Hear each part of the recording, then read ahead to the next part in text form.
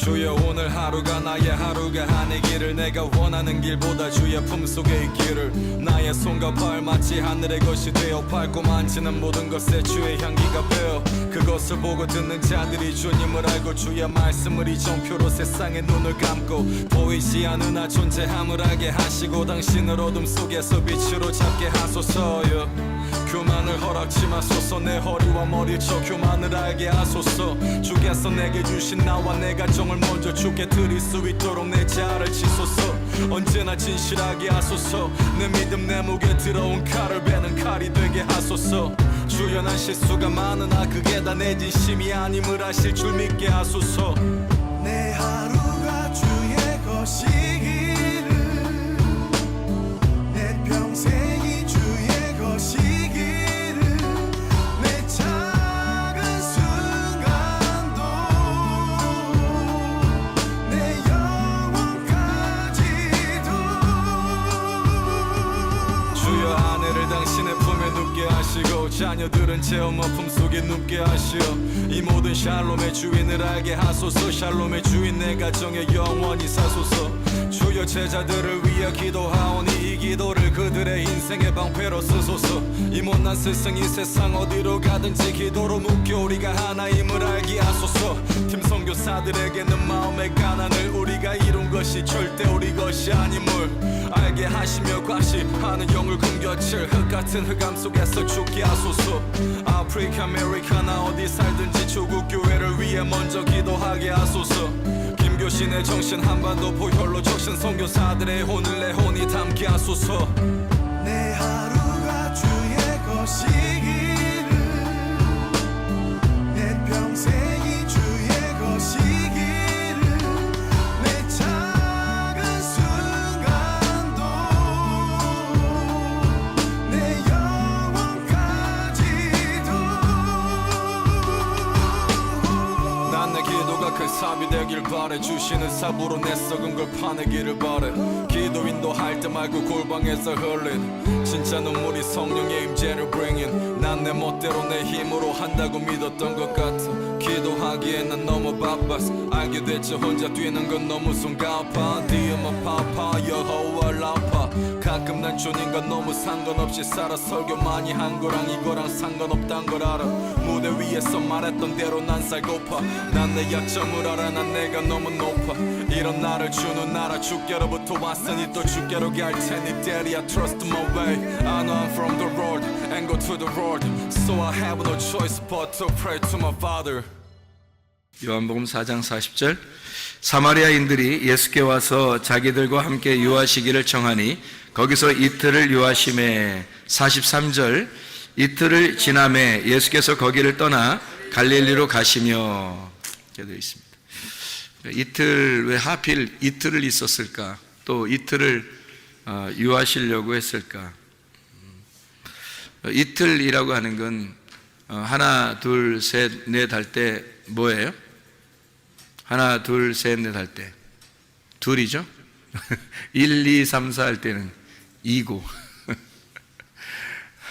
그러니까 하필 이틀을 유하시고 하필 둘이고 이건 무슨 말이냐면 성경은 다 둘로 이루어졌다 이런 말이에요. 사실은 그러니까 성경은 하나가 아니라 다 둘로 이루어졌어요.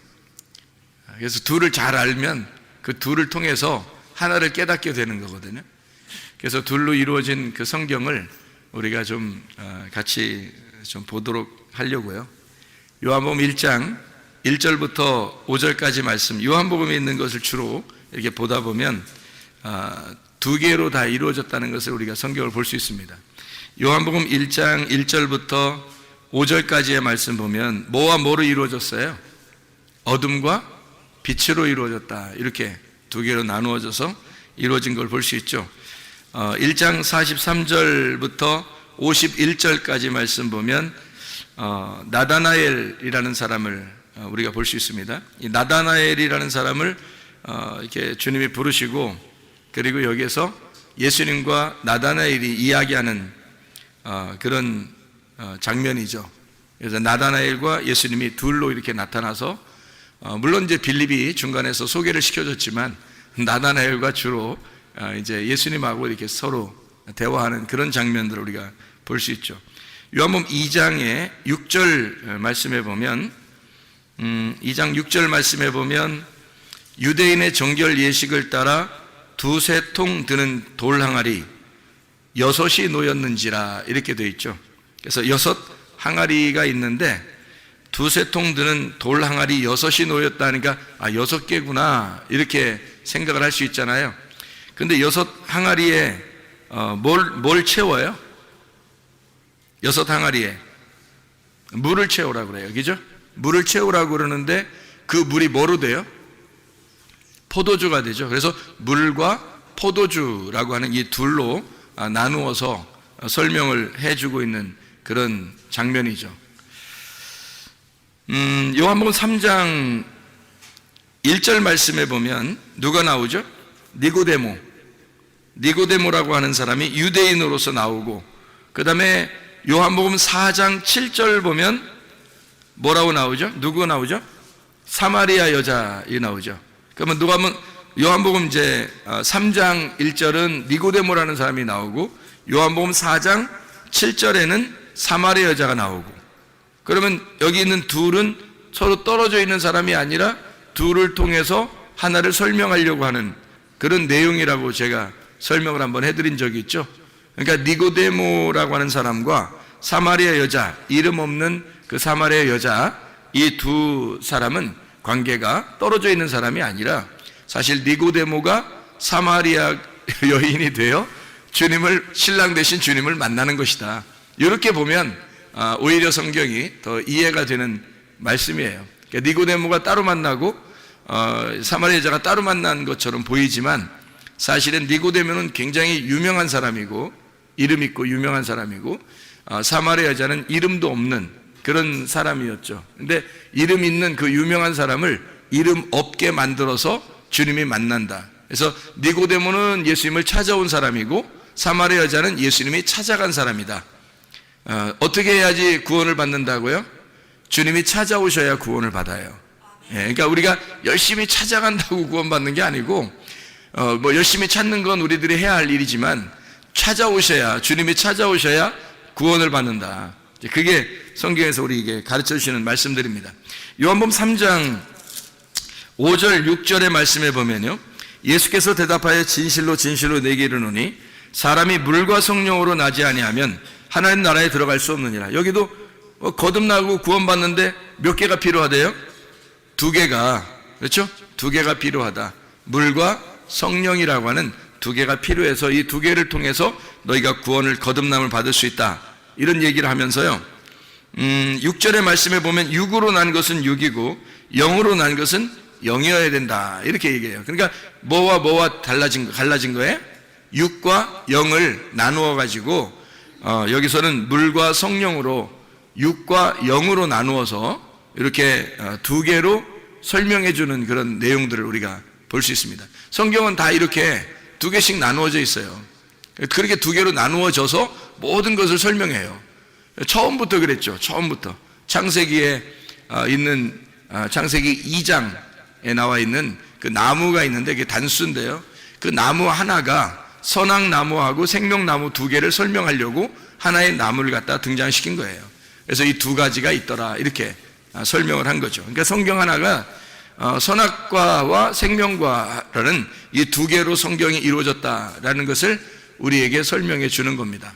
마치 이제 죽음과 부활을 이렇게 말해주는 것처럼 이 땅에서는 율법을 통해서 죽어야 되는 것을 설명하고 저 하늘에서는 영적으로 살아야 된다는 것을 의미하는 이렇게 2개로 나누어서 설명하는 그런 내용을 우리가 볼 수 있습니다. 그런가 하면 이제 요한복음 6장을 또 이렇게 보면요, 요한복음 6장 49절 말씀 보면 이렇게 되어 있습니다. 요한복음 6장 49절에 이게 요한복음 6장은 생명의 떡에 대한 이야기인데요, 만나와 생명의 떡에 대한 얘기인데 요한복음 6장 49절에 보면 너희 조상들이 광야에서 만나를 먹었는데 죽었다 이렇게 되어 있죠. 광야에서 만나를 먹었는데 죽었다. 50절에 보니까 이는 하늘에서 내려오는 떡이니 사람으로 하여금 먹고 죽지 않게 하려 하는 것이니라. 이제 누구를 설명하는 거냐면 예수님을 이야기하는데 너희들 조상들은 만나를 먹고도 죽었는데 나는 하늘에서 내려온 떡이고 그것을 먹는 사람은 죽지 않게 될 것이다 라는 것을 설명하려고 해놓은 얘기죠. 그죠?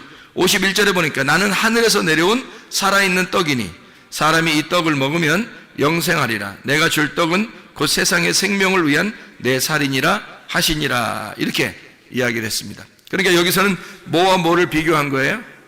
모세의 광야의 떡과 그리고 예수님의 생명의 떡, 요거를 설명해 두 개를 구분해서 나누어서 설명해 주고 있는 얘기죠. 여기에 떡이 있고 살아있는 여기 만나를 먹는 그 떡이 있고요. 그리고 살아있는 떡이 있습니다. 만나는 모세가 광야에서 준 것이고, 그리고 예수님은 이제 살아있는 생명의 떡이라 그래요. 예수님이 뭐라고 그래요? 마귀한테 시험 받을 때 사람이 뭐로 살 수 없고 뭐로 산다고요? 떡으로만 살 것이 아니고 하나님의 입에서 나오는 말씀으로 사는 것이다, 이렇게 이야기를 했습니다.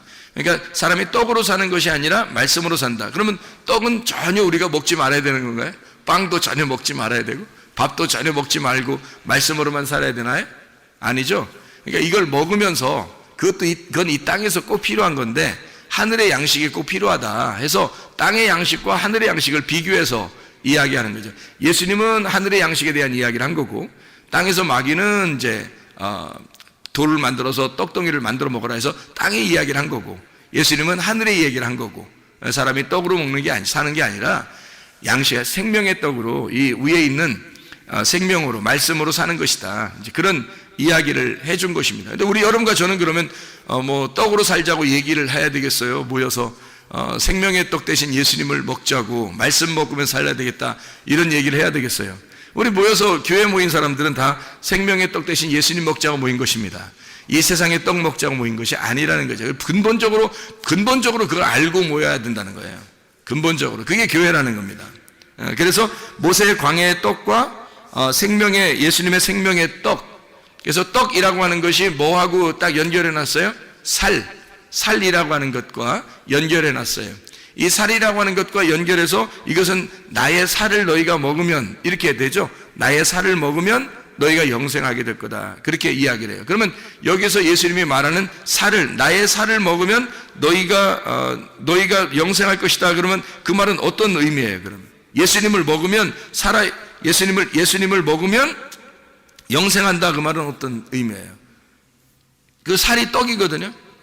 피가 포도주고, 그죠? 주의 만찬에서도. 그래서 떡과 포도주라고 그래요. 살과 피, 이렇게 두 개씩 이렇게 나눠서 얘기한단 말이에요. 출애굽기에 보면, 창세기죠. 창세기에 보면 요셉이 감옥에 들어갔을 때 관원장들이 이제 감옥에 들어왔죠. 관원장들이 감옥에 들어와 가지고 한 사람은 어떤 꿈을 꿔요? 떡 그릇을 이렇게 이고 있는 거, 또 한 사람은 술을 담아 가지고 있는, 포도주를 담아 있는 거. 그래서 포도주 담아 있는 관원장은 살고, 그죠? 그리고 이쪽에 있는 떡 관원장은 죽고, 그랬죠? 예, 그게 살을 말하기 때문에 그래요. 죽음을 의미하기 때문에 그런 겁니다. 그러니까 피는 이제 예수의 피, 생명을 말하기 때문에, 그래서 사는 것을 의미하는 것이고 생명을 말하는 거고, 떡은 죽는 걸 의미하는 거고요. 그러니까 이게 떡이라고 하는 게 뭐하고 연결된 거냐면 살이라고 하는 것과 연결된 거예요. 살. 그러니까 살과 떡. 살이라고 하는 건 성경에서 말하는 살, 이거는요 육신이거든요. 육신. 사르크스입니다. 이 사르크스가 죽으면 어떻게 된다고요? 사르크스가 죽으면, 그러니까 바사르라고 하는 것이 죽으면, 구약에 있는 바사르 육체가 죽으면 바사르가 된다 그래요. 그 바사르가 죽으면 바사르가 된다. 바사르가 죽는다는 말은 육신이 죽으면 이 말이고, 바사르가 된다는 말은 복음이 된다, 그 말이거든요. 그래서 바사르라는 단어가 육체라는 단어와 복음이라는 단어를 같이 쓴단 말이에요. 그래서 복음이라고 그럴 때도 바사르라고 쓰고, 육체라고 쓸 때도 바사르라고 쓴다. 이것이 이제 신약에서는 사르크스거든요. 그럼 사르크스라고 하는 살, 이 살을, 내 살을 먹어라, 그거예요. 내 살을 먹어라. 그러면 육신을 먹어라, 이 말이잖아요. 그런 육신을 먹어라 그러면 네가 영생하리라, 그 말인가요? 아니죠. 예수님이 죽으면 복음이라고 하는 것이 너희를 먹을 것이다. 복음이라는 걸 먹는 것이고, 그 복음을 먹으면, 예수가 복음이니까 예수가 복음이니까 그 복음을 먹으면 너희는 영생할 것이다 이 말이죠. 자, 뭘 먹으면 죽는다는 거예요? 만나, 광야에서 있는 만나, 조상들이 먹던 그 만나를 먹으면 죽는다 그런 거고, 예수님의 살을 먹으면 산다 그렇게 얘기하는 거예요. 그러니까 이 예수님의 살이라고 하는 것은 그냥 육신을 말하는 거겠어요? 복음을 얘기하는 거겠어요? 복음을 말하는 거라는 거죠. 복음을 말하는 거죠. 그래서 예수의 살을 먹는 자, 예수의 떡을 먹는 자는 영생하리라 그 말이에요. 조상들이 준 떡은요, 그냥 떡이에요. 예, 그것은 죽음을 의미하는 거고, 주님이 이제 주시는 그 살, 그것은 복음을 말하는 거죠. 그래서 복음을 먹어서 살게 된다라고 하는 것을 이야기하는 내용입니다. 요한복음 6장 55절에서 58절까지 말씀이 그 얘기하는 거죠. 내 살은 참된 양식이요 내 피는 참된 음료로다. 내 살을 먹고 내 피를 마시는 자는 내 안에 거하고 나도 그 안에 거하나니 살아계신 아버지께서 나를 보내심에 내가 아버지로 말미암아 사는 것 같이 나를 먹는 그 사람도 나로 말미암아 살리라. 이것은 하늘에서 내려온 떡이니 조상들이 먹고도 죽은 그것과 같지 아니하여 이 떡을 먹는 자는 영원히 살리라 이렇게 말씀하고 있습니다. 그러니까 육은 무익하고 영은 살리라 하는 말과 같은 내용의 이야기예요.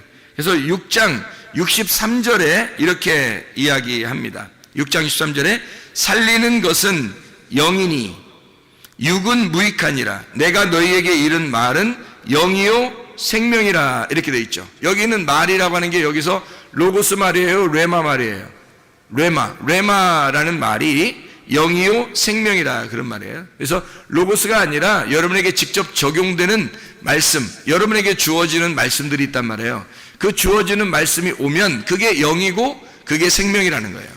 그게 복음이 된다는 걸 얘기하는 거예요. 우리 모두에게는. 그러니까 조상들이 먹은 그런 떡, 그런 살 이런 게 아니고요. 예수님이 주시는 그 살, 예수님이 주시는 그 음료, 이것은요 우리에게 주시는 영원한 것이다, 영이다, 영생하는 것이다 라고 하는 얘기예요. 그래서 육은 무익한데 영은 영원한 것이다. 그래서 말씀이 영이요 생명이다, 살리는 것이 영이다 이렇게 이야기를 하는 거죠. 그래서 육과 영을 이렇게 나누었습니다. 그래서 여기 말씀이 말씀들이에요. 내 말하는 것들, 말씀들 이 말이에요. 그것이 말씀들이 여러 씨가 떨어진단 말이에요. 여러 씨가 떨어져. 그게 레마예요. 그게 막 여러 씨가 떨어져서 자기한테 들어오는 거거든요. 자기한테 들어오면 딱 하나가 심어져요. 그러면 그 다음부터 말씀 안 듣는다는 얘기가 아니라 다른 말씀을 들으면서 영향이 공급되는 거예요. 계속 우리는 그 말씀으로 살아가는 거예요. 그 레마라는 말씀으로 살아가게 돼 있단 말이에요. 그 씨를 받음으로. 그게 말씀들이에요. 그게 생명이라는 얘기고 육은 무익하다 이런 얘기를 한 겁니다. 자, 그런가 하면 이제 요한복음 8장을 한번 봐봐요. 요한복음 8장 6절 8절에 보면 이렇게 돼 있죠. 그들이 이렇게 말하면 고발할 조건을 얻고자 하여 예수를 시험함이로라. 예수께서 몸을 굽히사 손가락으로 땅에 쓰시니 그렇게 돼 있죠. 그리고 8절의 말씀에 보면 다시 몸을 굽혀 손가락으로 땅에 쓰시니, 왜 이렇게 예수님은 두 번씩이나 이렇게 쓸까요? 두 개니까, 두 개로 설명해 줘야 되니까, 하나로 설명하는 게 아니니까. 그래서 두 번을 갖다 땅을 쓰시는 거예요. 그러면 두 번의 땅을 글을 쓴다고 하는 것은 어떤 의미를 얘기하는 거예요? 땅에 글을 썼다. 그리고 두 번째도 땅에 글을 썼다. 똑같이 땅에 글을 쓴 거죠. 근데 두 번째 쓴 건 다시 글을 쓴 거예요. 앞에서 쓴 거하고 뒤에 쓴 게 뭐가 달라서? 뭐가 달라서요? 자, 이게 이런 얘기가 있죠. 하나님이 모세에게 십계명을 주실 때, 처음 십계명을 주실 때는 어때요? 처음 십계명을 주실 때 이렇게 돌판에다가 새겨서 주시죠. 근데 그 돌판을 산에 올라갈 때 모세가 들고 올라갔어요? 아니면 하나님이 그냥 직접 그냥 거기 돌판을 만들어 가지고 써서 주셨어요? 처음에는 돌판을 하나님이 만들어서 써서 주셨어요. 그러니까 글자 판도 하나님 거고 글자도 하나님 거가 하나님이 쓰셔서 주셨어요. 모세가 한 게 하나도 없어요. 그 내려오다가 이제 금송아지 섬기는 그 백성들을 놓고 이 돌판을 갖다 던지잖아요. 던지는데 이렇게 뭐 어떤 영화처럼 딱 던질 때 다시 손에 싹 들어올 수 있잖아요. 하나님이 그렇게 못하나요? 그 정도로 하나님이 이렇게 십계명을 돌판을 만들어서 이렇게 글씨를 쓰시는 하나님이 그렇게 다 써서 다 이제 띄어가지고 이제 딱 두 개를 이렇게 딱 들고 이제 멋있게 내려오는데 사람들이 죄를 져서 이거 안 되겠다. 그래서 이걸 갖다가 막 던져버렸단 말이에요. 던지면 세게 확 던졌는데 다시 던지면서 쫙 나가다가 다시 자기한테 탁 돌아오게 할 수 있어요, 없어요? 하나님이 있죠. 충분히 할 수 있습니다. 그 정도 능력. 아니 처음부터 글씨를 쓰신 분이 하나님인데 그거 내 거를 어디다 던져 그러면서 내 거를 어디다 던져 그러면서 다시 확 가슴으로 들어오게 할 수 있죠. 근데 그렇게 안 하시죠. 그렇게 할 수 있는 능력이 있으신 분인데 그렇게 안 하신다고 그냥 다 깨지도록 만들어버려요. 그렇죠? 그래 놓고서 다 깨뜨리니까 이제 하나님도 어떻게 다시 써줘야 되겠죠.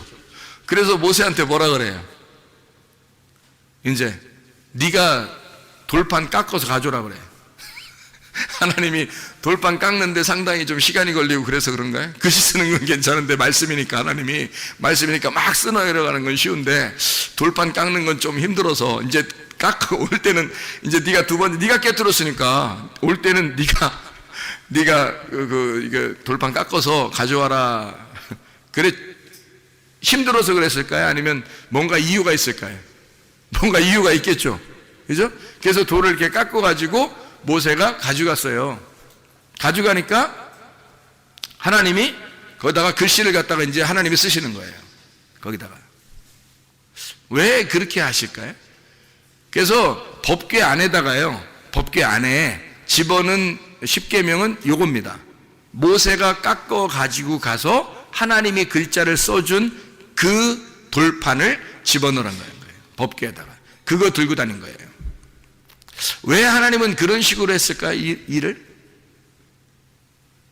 하나님이 직접 다 하면 좋은데 왜냐하면 두 가지이기 때문에 그렇습니다. 성경은 두 가지로 나오기 때문에 그래요. 예. 그러니까 첫 번째 것은 깨져야 할 돌판이에요. 두 번째 것은 깨지면 안 된다는 거죠. 첫 번째는 왜 깨져야 되는 거예요? 그럼 하나님이 이 땅에 오셔서 말씀이 이 땅에서 죽으셔야 되니까 너희들이 죄를 짓는 것에 대해서 주님이 오셔서 죽으시는 걸 말하는 거예요. 그리고 두 번째 다시 만든 그 돌판 거기다 글씨만 써줘요. 그럼 이건 누가 만들었다고요? 자기가 만들었다고요. 자기가 만든 그 마음에 자기가 만든 거에 하나님께서 심어주는 거죠. 말씀을 신비의 말씀을 심는 거예요. 옛날에는 모세가 돌판을 깎아가지고 갔지만 그래서 하나님이 그 돌판에다 글씨를 썼지만 지금은 어디다 심어요? 하나님 말씀을 여러분 마음판에다 심는다고요. 여러분 마음판은 누구 거야? 여러분 거예요. 여러분의 마음판에다가 하나님의 말씀을 심는 거라고요. 이 새기는 거라고. 그게 법궤 안에 들어가 영원히 존재하는 거라고요. 그 말씀이 여러분에게 말씀이 오는 겁니다. 각자에게 하나님이 주시는 그 말씀이 여러분은 이거는 계속 보존하라고 주님 말씀하셔요. 첫 번째 거들은 깨뜨리고 두 번째는 그냥 두시죠. 자, 그래서 예수님도 글을 쓰실 때 땅에다가 뭐 사람들이 막 연구 엄청 합니다. 이거 무슨 글자 썼나? 뭔 무슨 글자 써요? 딱 보면 몰라요. 거기 써 있잖아요. 죄 없는 놈이 쳐봐라. 딱 보면 몰라요? 거기 써놨잖아요. 죄 없는. 아니 그 글자 써놓고 얘기 한번 하면 똑같은 거 아니에요? 그거? 죄 없는 놈이 한번 쳐봐. 이거 자 보세요. 그러면 지금 이 글자를 처음에 쓸 때는 뭘 쓴 거예요? 두 번 썼으니까 첫 번째 쓸 때는 뭘 썼겠어요? 너 죄인이라는 걸 썼겠죠. 너 죄인이니까 너도 죽어야 돼. 한 번 쓰고 두 번째 그 죄를 지었지만 내가 그것 때문에 왔어. 두 번째 너에게 은혜를 베풀 거야. 죄 없는 놈만 한번 쳐봐. 니네가 율법이라고 그러니까 율법을 한번 다 쳐봐. 어떤 놈이 안 걸리는 놈이 있나. 그리고 두 번째 땅에다가 글을 쓰셔요. 그때 이 말씀들을 깨닫는 겁니다. 이 사람들이요. 이 말씀이었구나 라고 두 번의 십계명을 깨닫는 겁니다. 거기서 깨닫고 직접 보세요. 예수님이 하나님인데 하나님이 땅에다가 이 땅에다가요 글을 막 이렇게 쓴 건 또 이게 참 엄청 특별한 거 아닙니까? 생각해 보세요. 십계명에다만 글 써야 돼요? 그 산에 있는 돌판에다가만 막 하나님이 막 손가락이 나와서 막 쓰고 그러면 진짜 멋있는 거예요? 땅에다 쓰면 안 되는 거예요? 땅에다 직접 썼잖아요, 예수님이. 와가지고 어디 막 돌아다니면서 어디다 막 자기 이름 써놓고 막 이렇게 다니지 않잖아요, 주님이. 다니시면서. 여기다 글씨 써놓잖아요. 가늠한 여자 여기 때, 요때 딱 써놓는 거예요. 두 번을 글씨 쓰는 뭘 쓴 거예요? 두 번의 십계명과 두 번의 말씀이 똑같다는 거죠. 그게. 하나는 너희를 죽이는 율법이고 하나는 너희를 살리는 율법이야. 두 가지가. 그래서 가늠한 여자를 나는 살릴 거야. 너희들이 죄 없다면 쳐봐. 죄 없는 자는 나밖에 없어. 이 여자를 죽일 수 있는 여자는 나밖에 없는 거야. 근데 내가 살릴 거야. 내가 대신 죽고 내가 살릴 거야. 그게 이 장면이거든요. 놀라운 장면입니다. 두 번의 글씨를 땅에 썼죠. 하나는 육체를 위한 율법이고요, 하나는 영을 위한 은혜의 말씀이란 말입니다. 이해가 되겠어요? 이렇게 두 개로 나누어져 있다고요. 성경이 그렇게 나누어져 있어서 주님이 그걸 설명하는 거예요. 그래서 예수님이 이 앞에 있는 것은, 앞에 쓰는 것은 살을 의미하는 거고, 뒤에 있는 것은 그 살이 복음을 의미하는 거고요. 앞에 있는 글은 내가 죽으러, 십자가를 지러 내가 죽으러 간다는 말이고, 두 번째 있는 이 말은 내가 그 죽고 부활하여 내가 너희들을 살리러 간다, 이렇게 이야기하는 두 개의 말씀을 설명하려고 두 번을 땅에다 쓰는 것이다. 자, 요한복음 8장 23절의 말씀을 봅니다. 예수께서 이르시되 너희는 아래에서 났고 나는 위에서 났으며 너희는 이 세상에 속하였고 나는 이 세상에 속하지 아니했다. 이 세상에 속한 것과 이 세상에 속하지 않은 것, 이렇게 나와 있는 말씀입니다. 요한복음 8장 35절의 말씀, 8장 35절, 종은 영원히 집에 거하지 못하되 아들은 영원히 거하나니, 이렇게 되어 있습니다. 종, 이건 모세를 통한 율법을 이야기하는 거예요. 종은 모세를 통한 율법을 의미하는 거고, 여기에 아들이 나오는데 이 아들은 복음의 예수를 말하는 것입니다. 그러니까 모세와 예수는 둘이 짝을 이룬 거죠. 그래서 율법과 은혜가 짝을 이루어서 성경을 설명하려고 한 거예요. 그래서 모세가 많이 등장하죠. 그래서 모세 오경이라고도 하고, 이렇게 많이 모세 그 율법서를 통해서 구약 성경이 쓰여진 거거든요. 그게 기본으로. 그러니까 예수님은 또 복음서에 있잖아요. 복음서에 마태, 마가, 누가, 요한이라는 복음서를 통해서 신약 성경이 쓰여진 거고요. 구약은 모세 오경을 통해서 구약 성경이 쓰여진 거고, 신약은 예수님을 통해서 신약이 쓰여진 거고, 그래서 모세와 예수님은 짝을 이룬 거예요. 하나는 율법이라고 하는 종의 형태를, 하나는 아들을 통해서 복음의 형태를 설명하는 것이다. 이렇게 나누어서 설명하는 내용입니다. 요한복음 8장 44절의 말씀 보면 너희는 너희 아비 마귀에게서 났으니 너희 아비의 욕심대로 너희도 행하고자 하느니라. 그는 처음부터 살인한 자요 진리가 그 속에 없으므로 진리에 서지 못하고 거짓을 말할 때마다 제 것으로 말하느니 이는 그가 거짓말쟁이요 거짓의 아비가 되었음이라. 이렇게 이야기를 합니다. 너희 아비 마귀, 그리고 예수님은 뭐라 그러면 나는 나의 아비에게서 왔다. 그러니까 예수님의 아버지가 있다. 하나님 아버지가 나의 아버지다, 이런 얘기죠. 너희들이 아버지라고 부르는 그 아버지는 마귀야, 이렇게 얘기하고, 반대로 자기는 아들이니까 나의 아버지가 하나님이야. 내 아버지가 하나님인데 너희들이 나를 죽이려고 하는 걸 보니까 반대, 마귀다, 이 말이에요. 반대 입장이 있다. 그래서 너희는 마귀들의 자식이다. 너희들은 거짓말쟁이고 나는 진리 안에 있는 거다. 그래서 거짓과 진리를 나누고 마귀와 하나님을 나누고 여기에 있는 거짓말쟁이들과 진리를 말하는 자 예수를 분리해내는 거예요. 이게 두 개로 나누어서 설명하려고 성경을 쓴 것입니다. 자, 요한복음 9장도 한번 보죠. 요한복음 9장 35절부터 41절까지의 말씀에 보면요, 보는 자가 있고 보지 못하는 자가 있어요. 보는 자가 있고 보지 못하는 자가 있다. 잘 생각해 보세요. 보는 자는 예수님께서는 뭐라 그래요? 원래 보지 못하는 자가 죄인이거든요. 그래야 이제 보게 하는 것이 주님의 뜻인데, 예수님이 볼 때는 보는 자를 여기서 뭐라 그러냐면 죄인이다, 이렇게 말해요. 너희가 본다고 그러니까 죄가 그대로 있다, 이렇게 말하고, 너 보지 못하면 죄가 없을 텐데, 그래요. 그러니까 소경이 죄가 없다는 거예요. 죄인은 보는 자를 죄인이라고 그러고 진짜 맹인이라 그렇게 말해요.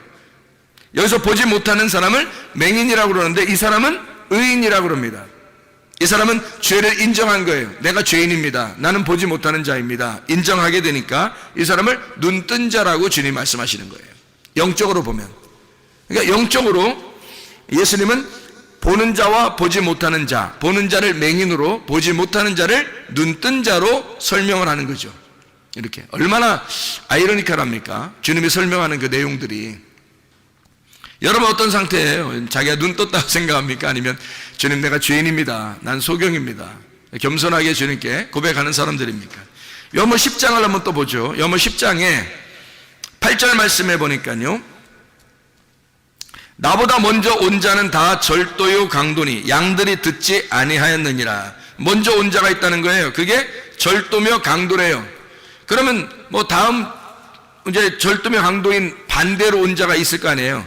요한복음 10장 10절 말씀입니다. 도둑이 오는 것은 도적질하고 죽이고 멸망시키려는 것이고 내가 온 것은 양으로 생명을 얻게 하고 더 풍성히 얻게 하려 함이라.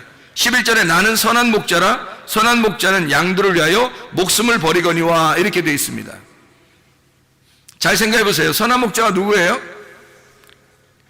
예수님이에요. 목사가 아니에요. 여기 서 있는 뭐 목사가 선한 목자 이런 거 아닙니다. 뭐 희생을 강요하지 마세요. 목사가 무슨 뭐 희생하는 사람입니까? 아니에요. 희생은 예수님이 다 하셨어요. 저를 위해서도 희생하셨고 여러분을 위해서도 희생하셨어요. 목사한테 희생을 강요하면 안 됩니다. 목사가 양심상 자기 양심상 바르게 살려고 하는 거지 이게 뭐 희생을 여러분이 강요할 의무는 없어요. 저도 주님에게는 양이고 사랑스러운 양이고 여러분도 주님의 사랑스러운 양이에요. 우리는 목자는 예수님밖에 없어요. 그 목자가 선한 목자가 목숨을 버린대요. 그렇게 목숨을 버리신 거예요. 그렇게 십자가에 못 박혀 돌아가시면서 다 이루었다 그랬는데 목사가 또 죽어야 돼요? 그거 아니잖아요. 예수님이 다 이루었다 그러면 다 끝난 거예요. 그 빚이 다 끝난 거예요. 그러니까 선한 목자는 양들을 위해서 죽고 끝낸 거예요. 모든 빚을 다 갚으셨어요. 더 이상 목사가 대신 또 갚아야 될 게 없어요, 여러분. 아유, 목사님이 대신 또 십자가 따라가라겠잖아요. 따라가서 죽으라겠잖아요. 그러니까 그럼 나만 죽어야 돼요? 여러분 생각해봐요. 나만 따라가서 나만 죽어? 그게 뭐예요? 여러분 다 따라가자고 그러고 여러분이 다 십자가를 지고 자기를 부인하고 따라가는 그 말은 나에게도 하는 거고 여러분에게도 하는 거지. 예수님이 다 끝냈다니까요. 끝낸 그 예수님을 우리가 따라가는 거예요. 나도 따라가고 여러분도 같이 따라가자는 얘기지. 우리 목사님은 십자가를 지고 따라가서 죽어야 돼. 희생을 강요하지 말라고요. 그거 다 끝난 일이라고. 여러분과 제가 그 주님을 따라가는 거라고요. 어느 날 우리도 다 죽는다고요. 예. 자, 이래서 절도며 강도가 있고 그리고 선한 목자 예수님이 있단 말이에요. 이렇게 두 개로 나누어서 뭘 한다고요? 성경이라고 하는 이것을 설명하려고 하는 것이다. 이런 얘기죠. 그러면 절도며 강도가 뭐라고? 먼저 온 자라고요. 먼저 온 자. 먼저 온 자들이 누구예요? 성경에서. 대표적으로 성경에 먼저 온 자들이 누구예요?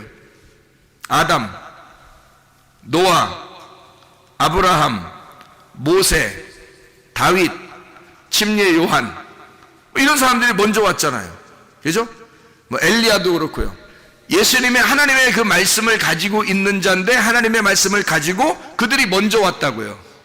먼저 와서 사람들을 자기에게로 인도했단 말이에요. 그죠? 바리새인들도 마찬가지죠. 그들을 따른 거예요. 모세를 따르고. 이해가 돼요? 모세를 따르고 엘리야를 따르고 다윗을 따르고 노아를 따르고 아브라함을 따르고 자기들도 아브라함을 따라가는 자들. 근데 예수님은 그들에게 너희들은 아브라함의 자손이라고. 아니야, 그게 너희들은. 그러니까 부자와 거지 나사로의 그 설명을 하면서 누가 아브라함 품에 있다고요? 거지 나사로가 있는 거라고 얘기하잖아요. 부자들 너희들이 있는 게 아니다. 너희들 말씀 안다고 아브라함 품에 있다고 하지만 너희들 아니야 이렇게 말하잖아요. 그러면 이 사람들은 지금까지 따라온 게 누군데? 아담, 노아, 아브라함, 모세, 다윗, 침례 요한 다 따라왔는데요, 그들이. 근데 아니라는 거예요. 그거 아니라는 거예요. 너희들은 그게 아니라는 거예요. 그래서 그걸 따라온 사람들이 지금 자기들은 최고로 잘 따라왔다고 생각해서 말씀을 잘 따라왔다고 율법적으로 자기들은 열심히 살았다고 하는 사람들이 바리새인들이에요. 근데 선한 목자 예수님은요, 선한 목자 예수님은 구원하러 오셨다 그래요. 근데 이 사람들은 다 살려고 그러는 거죠. 바리새인들은 그 앞에 있는 자들을 다 따라가면서 그들이 그것을 말씀을 율법을 배웠는데 자기들은 다 살려고 한단 말이에요. 자기들은 살려고 하고 그 율법을 가지고 다른 사람을 죽이려고 한 거죠. 그죠? 근데 반대로 선한 목자는 어떻게 해요? 반대로 와요. 자기가 죽으려고 와요. 그러니까 완전 반대죠. 그러니까 이 사람들이 따라가던 이제까지 따라가던 그 율법, 이제까지 따라오던 그 말씀들을 자기들은 최고인 줄 알고 따라갔는데, 그래서 자기들이 거룩한 줄 알았는데 다른 사람을 정죄했는데, 알고 보니까 예수님은 자기가 죽으러 왔던 거예요. 그럼 예수님이 죽으러 왔다는 얘기는 뭘로 왔다는 거예요? 반대로 율법에 의하여 죽으러 왔다는 얘기를 얘기하려고 하는 건데, 죄인으로 왔다는 얘기예요. 그러니까 의인과 죄인을, 그러니까 땅에서 말하는 의인은 율법과 선지자예요. 그렇죠? 근데 땅에서 죄인대로 왔다는 거예요, 주님이. 그래서 예수님이 이 땅에 죽으니까 반대로 하늘나라 올라가니까 뭐가 돼요? 죄인이 의인 되는 거예요. 의인들은 죄인 되는 거고. 그래서 이 땅에서 눈을 뜬 자는 하늘나라에 눈 감은 자가 되는 것이고, 이 땅에 눈을 감은 자는 하늘나라에 눈을 뜨는 자가 될 것이다. 그런 얘기를 하는 거죠. 의의 문이 열리는 거죠. 아래에서 문이 닫힌 사람들이 자기가 문이 닫혔다 이렇게 고백하는 사람들에게 눈이 열리는 거죠. 하늘의 문이 열리는 거예요. 그걸 부활했다 그러는 거예요. 무덤에서 부활했다. 무덤 문이 열렸다. 네 속에 있던 무덤 문이 열렸다. 그런 이야기를 하는 거죠. 요한복음 10장 26절 27절의 말씀입니다. 26절 27절. 너희가 내 양이 아니므로 믿지 아니하는도다. 내 양은 내 음성을 들으며 나는 그들을 알며 그들은 나를 따르느니라. 여기서 그들의 양이 있어요. 너희들 그들의 양과 내 양, 내 음성을 듣고 따르는 자, 내 양이 따르게 돼. 그러니까 양이 다르다는 거예요. 그죠? 너희들의 양이 있고 예수님의 양이 있다는 거예요. 그러면 우리가 무슨 말씀을 따라 살고 있느냐, 무슨 말씀을 받기를 좋아하느냐, 어떤 말씀을 듣고 있느냐, 어떤 말씀이 내게 와 있느냐에 따라서 주님의 양이 될 수도 있고 주님을 대적하는 양이 될 수도 있다는 얘기예요. 상대방의 양, 그죠? 너희들의 양, 그러니까 율법과 선지자들의 양이 있고 은혜의 진리의 양이 있단 말이에요. 그러니까 선한 목자 대신 예수님의 양이 있고 율법과 선지자들의 양이 있단 말이에요. 너희들은 그들 양이다. 그래서 26절 27절의 말씀에 너희가 내 양이 아니다 이렇게 얘기하잖아요. 그러니까 예수님 말씀 듣는 것이 아니라는 거예요. 예수님은 죽으러 왔는데 그 죽으러 오신, 그 양을 위해서 죽으러 오신 예수님을 따르지 않는다는 겁니다. 그 말을 듣지 않는다. 그러니까 예수님의 양이 따로 있다는 거예요. 너희가 믿지 않는 거예요. 믿지 않으니까 예수님의 양이 아닌 거고, 믿으면 양은 주님의 음성을, 주님의 양은 주님의 음성을 듣게 된다. 그걸 좋아하게 된다는 거예요. 그러면 그건 주님의 양이라는 겁니다. 그래서 주님을 믿고 따르는 겁니다. 어떤 말씀이 우리에게 와 있느냐 하는 얘기고요. 그 진리의 말씀을 우리는 따르셔야 돼요. 예수 그리스도를 따라가셔야 됩니다. 예, 다른 양이 돼서는 안 되는 거예요. 다른 걸 이렇게 다른 말씀들, 이상하다 다른 말씀들, 내가 좋아하는 뭐 이런 거 아니에요. 그렇게 하면 안 되고요. 주님의 말씀이 있어야 돼요. 진리의 말씀. 성경은 이렇게 두 개로 나누어져 있기 때문에 자칫 잘못하면 앞에 걸 선택할 수 있어요. 뒤에 걸 선택해야 되는데 앞에 걸 선택하면 오랫동안 선택할수록 우리는 손해를 봐요. 왜냐하면 그것이 오히려 나를 절도며 강도가 되기 때문에 그래요. 나한테. 그럼 우리는 모든 걸 다 잃어버립니다.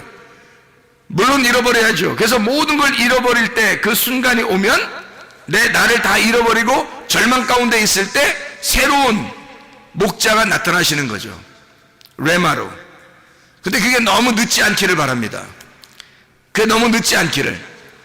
주의 말씀을 들을 때 우리는 주님의 음성을 듣고 주의 말씀을 따라 사는 사람들이 되셔야 합니다.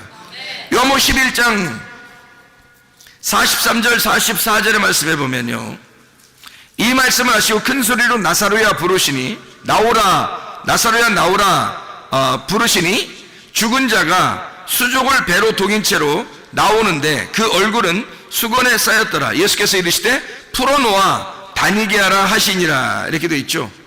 나사로는 성경에서 어떤 사람이에요? 죽은 자죠. 예수님은 어떤 자예요? 자, 나사로는 죽은 자고,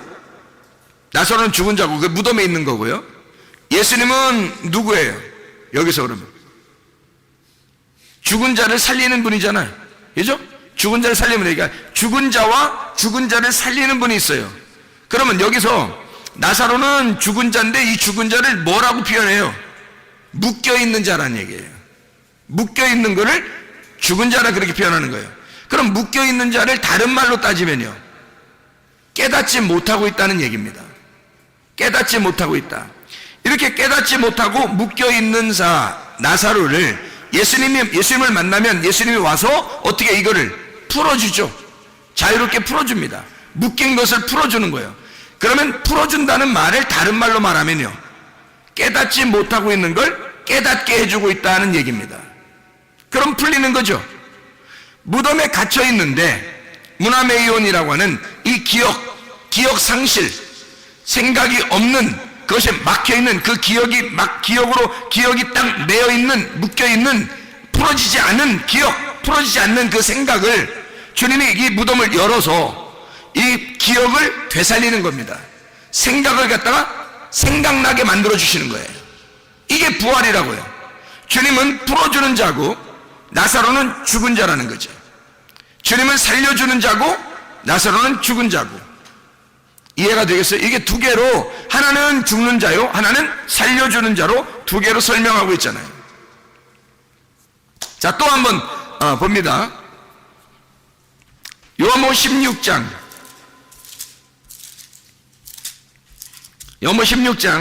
11절의 말씀, 심판에 대하여라 함은 이 세상 임금이 심판을 받았음이라. 사형 선고 받은 거죠. 여기서 사형 선고, 이 세상 임금이 심판을 받았음이라. 그러면 요한복음 18장 37절, 요한복음 18장 37절, 빌라도가 이르되 그러면 네가 왕이 아니냐? 예수께서 대답하시되 내 말과 같이 내가 왕이니라. 내가 이를 위하여 태어났으며 이를 위하여 세상에 왔나니 곧 진리에 대하여 증언하려 함이로라. 무릇 진리에 속한 자는 내 음성을 듣느니라 하신대. 자, 잘 봐요. 성경을 잘 봐보라고요. 이 세상 임금이 누구예요? 이 세상 임금이 요한복음 16장 11절에 세상 임금이 심판받았대요. 누가 심판받은 거예요? 예? 누가 심판받았어요? 이 세상 임금이 심판받았네. 이 세상 임금이 누구예요? 예? 누가 심판받죠? 이 세상 임금이 누구냐고요? 아니, 시간 많이 가게 하지 말고 광야에서 시험 받을 때 예수님한테 막 감히 시험하면서 내가 이 세상을 다 가지고 있다, 내가 너한테 주겠다, 뭐 이런 것들도 있었잖아요. 그러면 이 세상 임금이 심판받았다, 그 말은 누가 심판받았다는 얘기예요? 여기서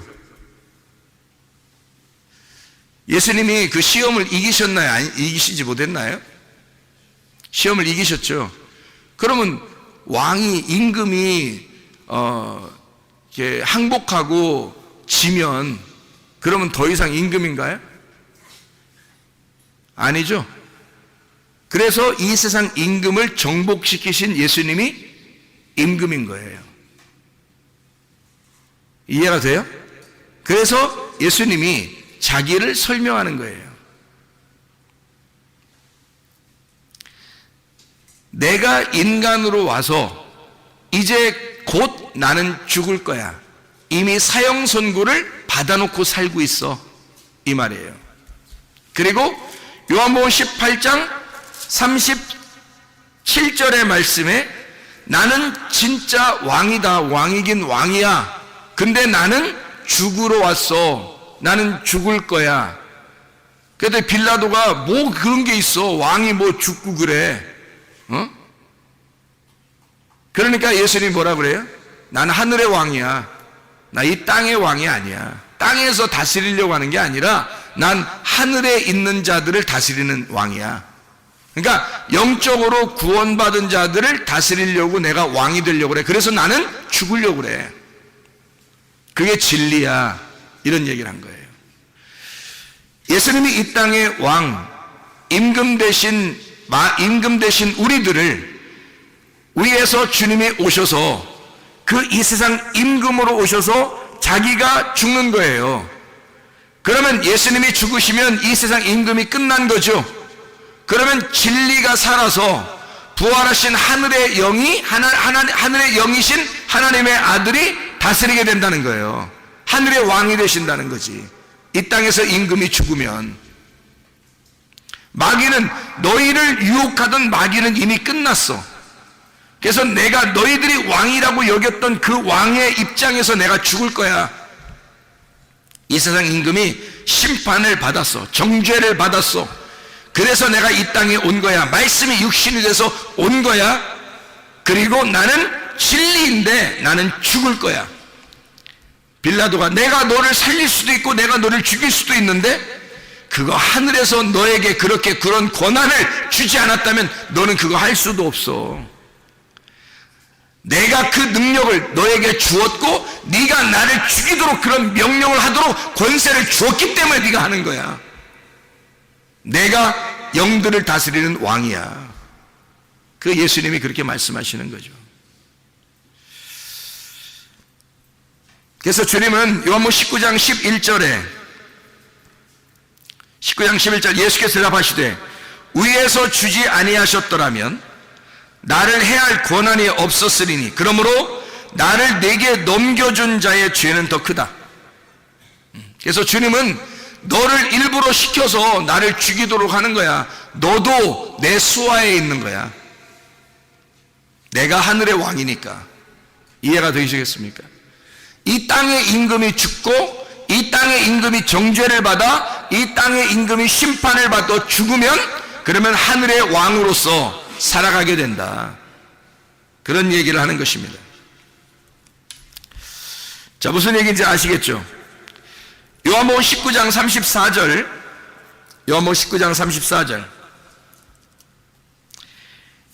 그중 한 군병이 창으로 옆구리를 찌르니 곧 피와 물이 나오더라. 이렇게 두 가지로 설명하고요. 요한일서 5장 6절, 7절, 8절에는 물과 피로 임하신 자니, 그래서 성령은 물과 피로 임하신 이것을 증거한다. 이렇게 요한일서 5장 6절, 7절, 8절에는 설명하고 있습니다. 자, 우리 이제 앞으로 가가지고요. 요한복음 6장 한번 9절을 한번 봐봐요. 요한복음 6장 9절. 여기 한 아이가 있어 보리떡 5개와 물고기 2마리를 가지고 있나이다. 왜 보리떡만 얘기하면 되지 왜 물고기 2마리까지 얘기하나요? 2마리죠. 물고기 2마리. 그것도 보리떡 5개, 물고기 2, 5을 둘로 나누어 설명하겠다. 그래서 5을 둘로 합하면 7이 되는 예수님을 말하는 것이다. 이 2개가 나누어지는 것이 아니고 하나가 되어야 된다. 그래서 보리떡 5개와 물고기 5개를 둘로 설명해서 이 2개가 합쳐지면 7이 된다. 7 예수님이 된다.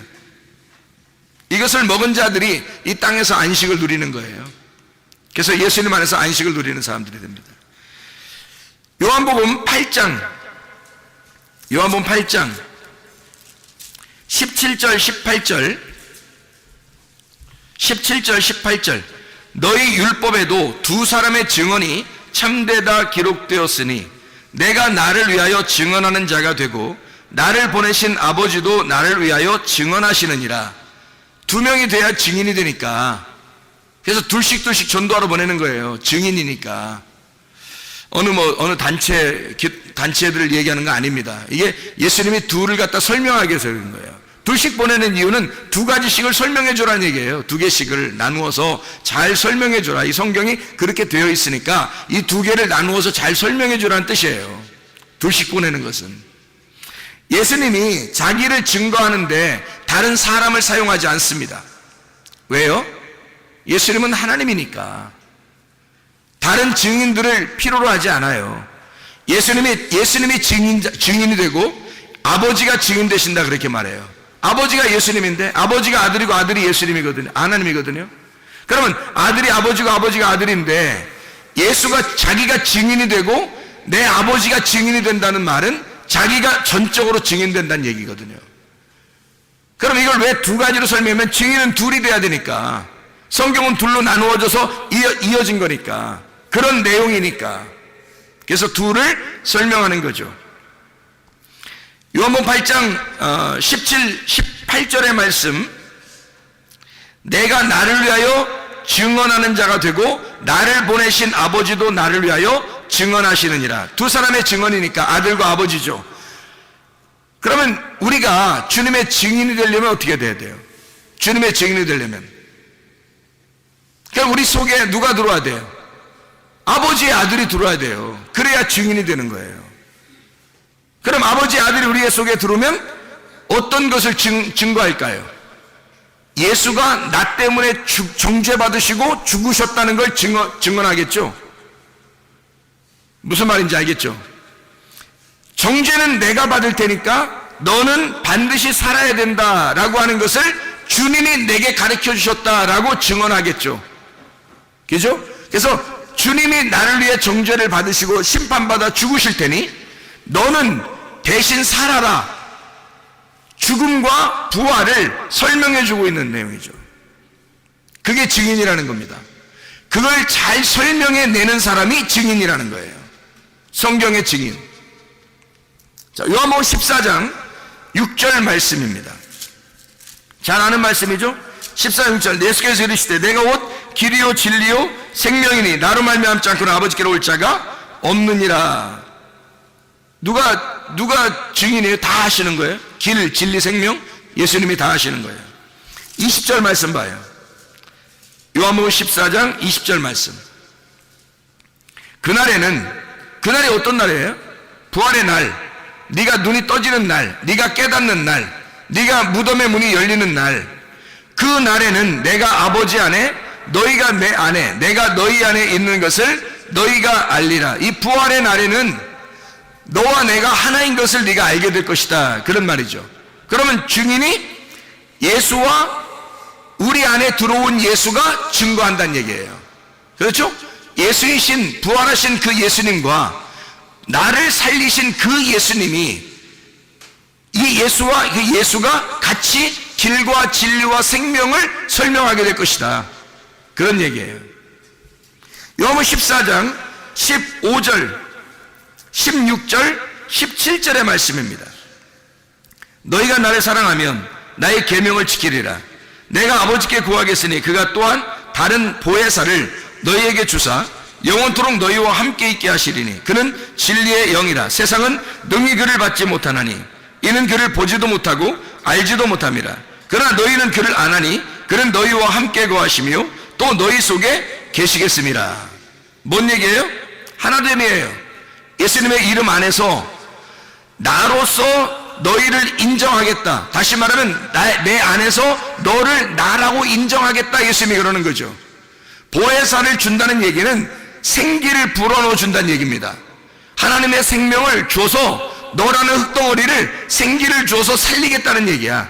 그러면 예수님이 말씀이 육신이 돼서 오셨잖아요. 그 예수라고 하는 그 말씀이 육신 되신 그 예수님을 너라는 것으로, 네가 그것으로 인정하겠다는 얘기예요. 그래서 서로 하나가 되겠다는 얘기입니다. 보혜사가 온다는 얘기는, 보혜사가 와서 네가 나이기 때문에 이걸 주겠다 이거예요. 보혜사가 와서 그걸 증명해 주겠다. 네가 나고 내가 너라는 것을 보혜사가 오면 증명이 될 거야. 이 보혜사가 와서 너를 나라고 인정해 줄게. 그 말이에요. 원래 우리는 예수님이 아니에요. 하나님의 아들이 아니라고. 근데 보혜사가 오면, 보혜사 성령님이 오시면 너를 하나님의 아들들이라고 인정해 주겠다는 거예요. 하나님의 아들들이라고. 원래 원본은 아닌데 너를 양자의 영을 주어서 너를 하나님의 아들들이라고 인정해 줄게. 그러면요, 양자도 아들입니다, 여러분. 양자도 아들이에요. 아들의 권리가 없는 게 아니에요. 법적인 아들이에요, 우리가. 법적인 아들이기 때문에 우리도 우리의 권리를 충분히 하나님 아버지에게 주장할 수 있단 말이에요. 우리도 아들이니까. 원래 예수님은 아니지만 우리가 양자가 됐잖아요. 우리도 하나님의 아들들이 됐잖아요. 그러면 나도 아들이에요, 아버지. 저도 아버지의 아들이에요. 충분히 우리도 하나님의 아들이신 예수님의 이름 안에서 아버지에게 아들로서의 권리를 충분히 주장할 수가 있다는 얘기죠. 그 얘기입니다. 너희가 내 안에 거는 이 보혜사 성령이 오시면 그걸 다 알려주겠다는 거예요. 그렇게 만들어주겠다는 얘기입니다. 놀라운 얘기죠. 요한복음 18장 6절 말씀, 18장 6절. 예수께서 그들에게 내가 그니라 하실 때에 그들이 물러가서 땅에 엎드러지니라. 내가 그니라, 이 말이 뭐냐면 내가 나다 이런 말이거든요. 에고 에이미라는 단어예요. 출애굽기 3장 14절에 나는 스스로 있는 자다 라는 말이 에고 에이미라는 말이거든요. I am who I am, 나는 나다 이런 말이에요. 나는 존재다, 내가 살아있다, 내가 생명이다 이런 말이에요. 예수님이 나는 생명이다, 나는 스스로 있는 자다, 내가 하나님이야, 내가 그 여호와야, 너희들이 따랐던 그 여호와야 라고 하니까 사람들이요 물러가서 땅에 엎드러져요. 왜냐하면 스스로 있는 자 앞에 굴복하는 겁니다. 주님이 내가 나야 라고 하니까 다 엎드러지는 거예요. 요한복음 18장 6절의 말씀이죠. 그렇죠? 요한복음 18장 9절 말씀 하나만 보고 마치도록 하겠습니다. 요한복음 18장 9절 말씀 보니까 이렇게 뭐라고 되어 있어요?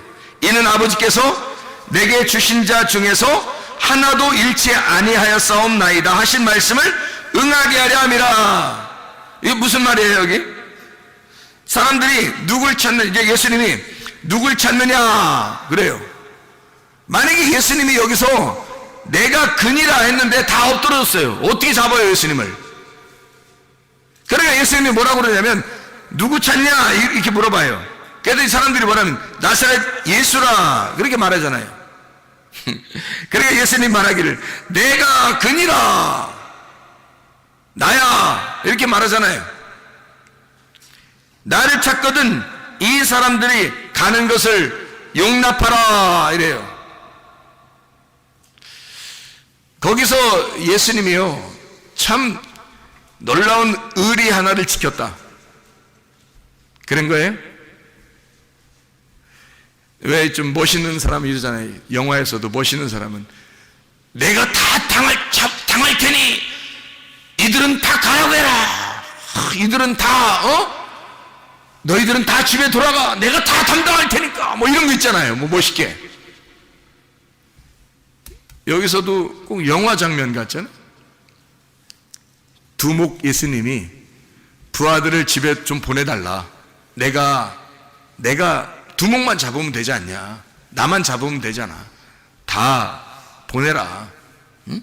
쟤들은 살려줘, 내가 잡힐 테니까. 진짜 뭐 멋있는 장면 아닙니까? 근데 이런 의미일까요? 아니면 하나도 잃지 않겠다 하는 말이 무슨 의미일까? 이 말은 너희가 아니니까,